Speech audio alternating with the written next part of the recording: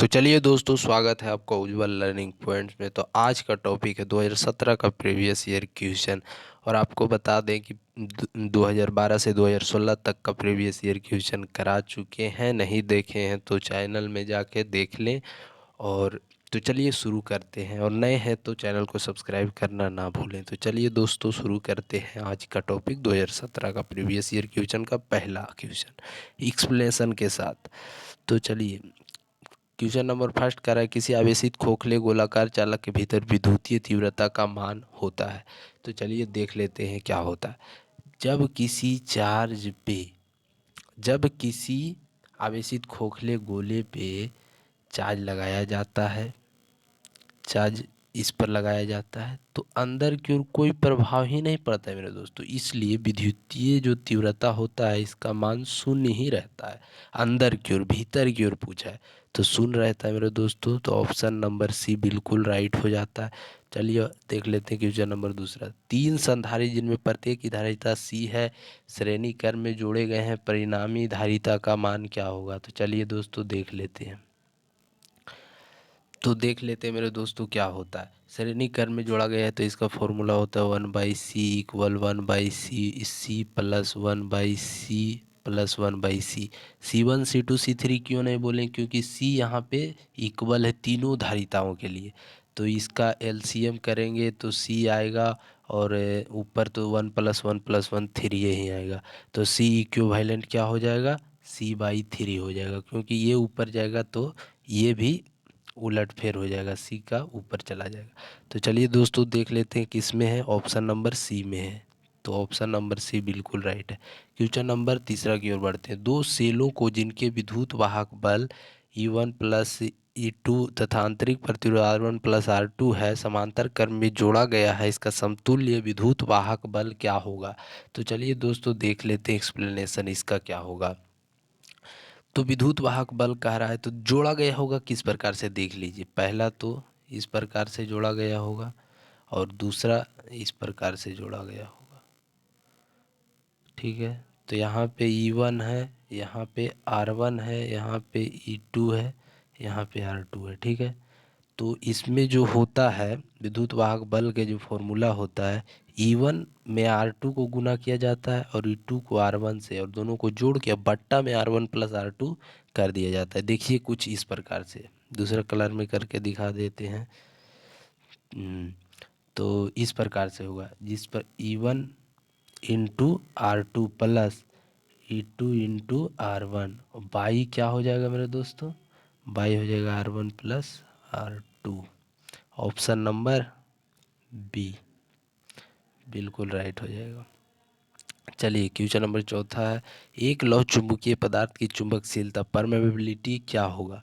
तो इसका option number A बिल्कुल राइट हो जाएगा, क्योंकि मी एक से बहुत ज़्यादा बड़ा होता है मेरे दोस्तों, इसलिए इस पर दो ग्रेटर देन का चिन्ह दिया हुआ है। क्वेश्चन नंबर 5 की ओर बढ़ते हैं। ध्रुव प्रबलता का SI मात्रक क्या होता है। ध्रुव प्रबलता का SI मात्रक होता है, पहले SI मात्रक तो आप लोग सूत्र से ही निकाल लेते हैं। तो I/L होता था। ध्रुव प्रबलता का एम्पियर मीटर, इसका बिल्कुल राइट हो जाएगा। क्वेश्चन नंबर 6 की ओर, विद्युत हीटर में जिस तत्व का व्यवहार किया जाता है वह है तांबा, प्लेटिनम, टंगस्टन, नाइक्रोम। बिल्कुल राइट है D, option number D nichrome. शोषित विद्युत ऊर्जा, शोषित विद्युत ऊर्जा तो कौन सा है, विभवांतर के समानुपाती होती है, विभवांतर के व्युत्क्रमानुपाती होती है, विभवांतर के वर्ग के समानुपाती होती है, इनमें से कौन होता है। तो चलिए देख लेते हैं।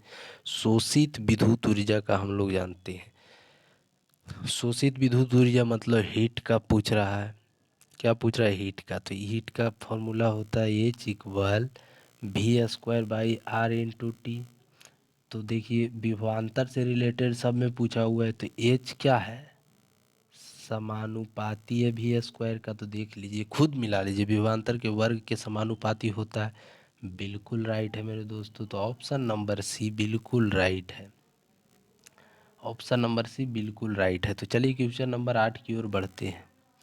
Question number 8, wheat stone bridge से मापा जाता है। व्हीट स्टोन ब्रिज से हम लोग क्या मापते हैं, व्हीट स्टोन का इस प्रकार से कुछ रहता है, और यहाँ पे मिलाना जिसका शून्य हो जाता है वो व्हीटस्टोन ब्रिज होता है। R1 R2 R3 R4 होता है। R1/R2 इक्वल R4/R3/R4 अगर इक्वल हो जाता है तो व्हीटस्टोन ब्रिज है। इससे मापा जाता है क्या, उच्च तथा निम्न प्रतिरोध क्या होता है, मापा जाता है इसमें। तो चलिए देख लेते हैं क्वेश्चन नंबर 9। एक विद्युत धारा का समीकरण I 0.6 साइन 100 पाई टी से निरूपित होता है। विद्युत धारा की आवृत्ति क्या होती है, तो आप लोग जानते होंगे 100 पाई टी, मतलब आप लोग इसका तो फॉर्मूला जानते ही हैं आई का। 100 पाई निरूपित करता है यहाँ पे 100 पाई निरूपित करता है 2 पाई एफ का। फ्रीक्वेंसी की बात कर रहे हैं तो ये विद्युत धारा की आवृत्ति मतलब फ्रीक्वेंसी निकालना है। तो पाई से तो पाई ख़त्म हो जाएगा, 2 से 50 बचेगा और फ्रीक्वेंसी हो जाएगा कितना, 50। तो ऑप्शन नंबर बी बिल्कुल राइट है क्योंकि 50 होगा। चलिए क्वेश्चन नंबर 10 की ओर बढ़ते हैं। प्रतिघात का मात्रक क्या होता है, प्रतिघात का एसआई मात्रक होता है भाई साहब ओम। प्रतिरोध पूछ दे, प्रतिघात पूछ दे, रेजिस्टेंस पूछ दे, सबका एसआई मात्रक ओम ही होता है। क्वेश्चन नंबर 11 की ओर, शीर्ष धारा आई नोट और वर्ग मूल धारा IRMS में संबंध क्या है। तो सबसे पहले आप लोग फॉर्मूला जान चुके हैं कि IRMS इक्वल होता है I0/R2 √2 होता है, √2 होता है। तो आप लोग अब निकाल लीजिए, I0 सब में दिया हुआ है तो I0 इक्वल क्या हो जाएगा, ये √2 ऊपर चला जाएगा तो √2 इंटू IRMS हो जाएगा। तो ऑप्शन नंबर बिल्कुल राइट कौन सा है, ऑप्शन नंबर ए बिल्कुल राइट है। चलिए अब क्वेश्चन नंबर 12 की ओर बढ़ते। एक निकट दृष्टि दोष से ग्रसित व्यक्ति स्पष्ट देखने के लिए व्यवहार क्या करता है। एक निकट दृष्टि दोष से ग्रसित व्यक्ति स्पष्ट देखने के लिए क्या क्या कौन सा लेंस का यूज करता है। देखिए निकट दृष्टि दोष को दूर वाला वस्तु नहीं दिखाई देता है, इसलिए बड़ा करने के लिए उसको अवतल लेंस का उपयोग किया जाता है। उसके ग्रसित व्यक्ति को अवतल लेंस का उपयोग इसमें किया जाता है। और अगर पूछ देता दूर दृष्टि दोष क्या, तो उत्तल लेंस हो जाता। तो ऑप्शन नंबर बी बिल्कुल राइट है मेरे दोस्त। अब चलिए क्वेश्चन नंबर 13। कांच से हवा में प्रवेश करते समय प्रकाश का क्रांतिक कोण सबसे कम किस में होगा। तो सबसे कम जो होता है वो बैगनी के रंग में होता है, वो आप लोगों को पता होगा। चलिए क्वेश्चन नंबर 14। एक पतले प्रिज्म जिसका अपवर्तनांक म्यू है का न्यूनतम विचलन कोण है, क्या है विचलन कोण, इसका फॉर्मूला होता है μ-1 a होता है। तो ऑप्शन नंबर किस में दिख रहा है, बी में, μ-1 a। Question number 15। प्रकाश के अनुप्रस्थ तरंग प्रकृति की पुष्टि करता है। तो ऑप्शन नंबर सी बिल्कुल राइट है। आप लोगों को बता चुके हैं प्रकाश आती है तब 3 चीज़ होता है, व्यतिकरण होगा फर्स्ट ऑफ ऑल, दूसरा ध्रुवन, तीसरा विवर्तन होता है। तो यहाँ पे तरंग प्रकृति की पुष्टि ध्रुवन करता है। ऑप्शन नंबर 16 क्वेश्चन नंबर 16 की ओर बढ़ते हैं। एक लेंस μ 1.5 नाभ्यंतर हवा में 20 सेंटीमीटर है, इसका नाभ्यंतर एक माध्यम में जिसका अपवर्तनांक 1.5 है हो जाता है, क्या हो जाता है। चलिए अच्छा से समझ लेते हैं। लेंस की जो नाभ्यंतर म्यू भी इतना दिया हुआ है और अपवर्तनांक दोनों इतना दिया हुआ है, तो इसका जो ये तो लेंस से तो ऊपर ऊपर चला जाएगा मेरे दोस्तों। 1.5 ये भी है, 1.5 इसका अपवर्तनांक भी है, तो ये तो ऊपर ऊपर चला जाएगा। लेंस का म्यू नाभ्यंतर हवा में 20 सेंटीमीटर है और इतना ही दिया हुआ है, तो ये तो ऊपर ऊपर चला जाएगा, मतलब कि अनंत हो जाएगा, इसका अनंत दूरी से हो जाता है ये। चलिए क्वेश्चन नंबर 17 की ओर बढ़ते हैं। विद्युत चुम्बकीय तरंग की संचरण की दिशा है, तो विद्युत संचरण की दिशा क्या होती है समझ लेते हैं। देखिए इस प्रकार से होता है, XY Z में बटा हुआ है, ठीक है। तो y की ओर जो निरूपित करता है विद्युतीय क्षेत्र और ये निरूपित करता है चुंबकीय क्षेत्र, और यहाँ कंजर्वेटिव। चलिए देख लेते हैं। तो E क्रॉस बी जब होगा तब इसकी चुंबकीय तरंग की संचरण की दिशा होगी। तो E क्रॉस बी, तो ऑप्शन नंबर किस में दिया हुआ है, ऑप्शन नंबर डी में दिया हुआ है, बिल्कुल राइट। क्वेश्चन नंबर 18, चुंबकीय क्षेत्र तथा विद्युत क्षेत्र के अनुपात का मात्रक क्या होता है? मतलब कि B/E निकालना। हम लोग ये जानते हैं विद्युतीय क्षेत्र और चुंबकीय क्षेत्र का हम लोग जानते हैं मीटर सेकेंड इन्वर्स होता है। तो हम लोगों को चुंबकीय क्षेत्र बटा ई के चुंबकीय क्षेत्र बटा विद्युतीय क्षेत्र के निकालने में क्या होगा मेरे दोस्तों? सेकेंड इन्वर्स जो होगा सेकेंड में हो जाएगा और मीटर जो होगा मीटर इन्वर्स में हो जाएगा। तो ऑप्शन नंबर बी बिल्कुल राइट है मेरे दोस्तों। क्वेश्चन नंबर 19, उत्सर्जित फोटो इलेक्ट्रॉन की ऊर्जा निर्भर करती है? किस चीज़ पर निर्भर करती है? उत्सर्जित फोटो इलेक्ट्रॉन की जो ऊर्जा निर्भर करती है, किस पर निर्भर करती है? Question number 19। क्वेश्चन नंबर 19 है। तो उत्सर्जित फोटो इलेक्ट्रॉन की ऊर्जा निर्भर करती है धातु के कार्यफलन पर। धातु के कार्यफलन पर। क्वेश्चन नंबर 20, इनमें कौन आवेश रहित है? क्वेश्चन नंबर 20 बोल रहा है इसमें कौन आवेश रहित है? तो देख लेते मेरे दोस्तों। ऑप्शन नंबर 1 में है अल्फा कण, बी में है बीटा कण, सी में फोटोन कण, डी में फोटोन। तो ऑप्शन नंबर सी बिल्कुल राइट है, फोटोन कण जो है आवेश रहित है। क्वेश्चन नंबर 21 की ओर बढ़ते हैं। हाइड्रोजन स्पेक्ट्रम की कौन सी श्रेणी अवरक्त भाग में नहीं पड़ती है? कौन सी श्रेणी अवरक्त भाग में नहीं पड़ती है? तो लाइमन श्रेणी बिल्कुल राइट है, याद रखिएगा। क्वेश्चन दोहराता है, लाइमन श्रेणी। क्वेश्चन नंबर 22, हाइड्रोजन परमाणु के प्रथम बोर कक्षा में इलेक्ट्रॉन की ऊर्जा -13.6 इलेक्ट्रॉन वोल्ट है। तो इसकी बोर कक्षा में इलेक्ट्रॉन की ऊर्जा क्या होगी? तो इलेक्ट्रॉन का दिया हुआ है क्या? इलेक्ट्रॉन की ऊर्जा दिया हुआ है -13.6 और इसका सूत्र होता है क्या? इसका सूत्र होता है, ये तो दिया हुआ इलेक्ट्रॉन ऊर्जा और इसका सूत्र होता है -13.6 इलेक्ट्रॉन वोल्ट Z²/n² इसका सूत्र होता है। और Z यहाँ पे हाइड्रोजन का क्या हो जाएगा? 1 और n यहाँ पे 2 हो जाएगा। तो Z है कितना? Z है 1 दिया हुआ है, तो -13.6 इंटू जेड कितना दिया हुआ है? 1 और n² 2 दिया है, तो 2 2 4 हो जाएगा।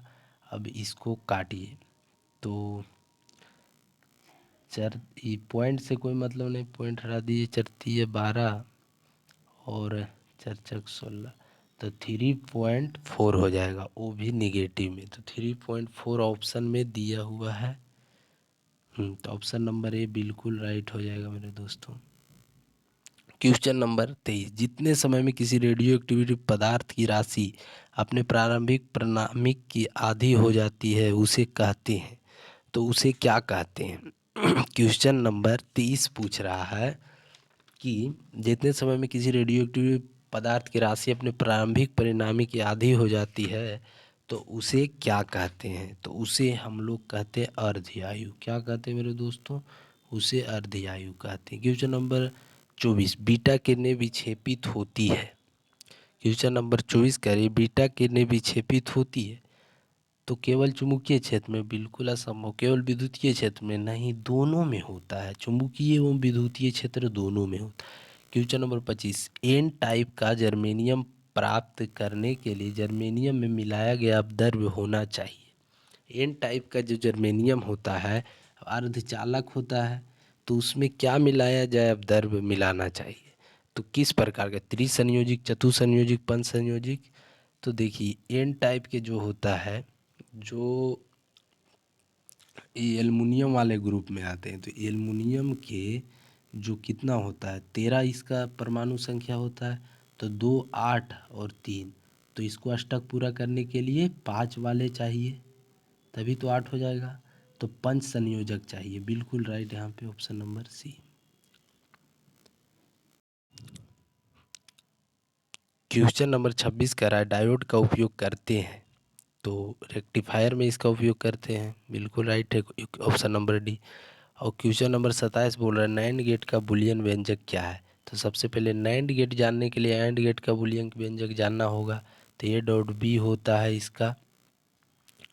तो नोट नैंड मतलब क्या होता है, नोट और एंड से मिलकर बना होता है, तो नैंड के लिए यहाँ पे चिन्ह लग जाएगा। तो ऑप्शन नंबर ए में साफ झलक रहा है नैंड गेट का। क्वेश्चन नंबर 28, पृथ्वी के किसी स्थान पर एक टीवी प्रेषण टावर की ऊंचाई 245 मीटर है, जितनी अधिकतम दूरी तक इस टावर की प्रसारण पहुंचेगा वह क्या है? तो ऑप्शन नंबर यहाँ पे 56 किलोमीटर है। अधिकतम दूरी इसमें पूछ रहा है मेरे दोस्तों, तो प्रसारण क्या होगा? तो इसका फॉर्मूला आप लोग जानते ही होंगे। अधिकतम दूरी, अधिकतम दूरी का फॉर्मूला जो होता है वो होता है √2 RH। आर यहाँ पे पृथ्वी की त्रिज्या हो गया, 2 इंटू पृथ्वी की त्रिज्या 6400 किलोमीटर होता है। ऊंचाई दिया हुआ है कितना? 245 मीटर। तो इसको हम लोग क्या कर लेंगे, किलोमीटर में बदलने के लिए 1000 से डिवाइड कर देंगे। तो 1000 से डिवाइड कर देंगे तो यहाँ पे 2 शून्य से 2 शून्य कट जाएगा, बच गया 1 शून्य, तो 2 से 5 में, और 64 बच गया। यहाँ पे 5 से 245 में भागा दे देंगे, तो 5 चक 20, 9 पचे 45, तो 64 इंटू 49। तो 64 का आप लोग वर्गमूल जानते हैं 8, और 49 का 7, 8 सते 56। तो 56 किलोमीटर, ऑप्शन नंबर सी बिल्कुल राइट है।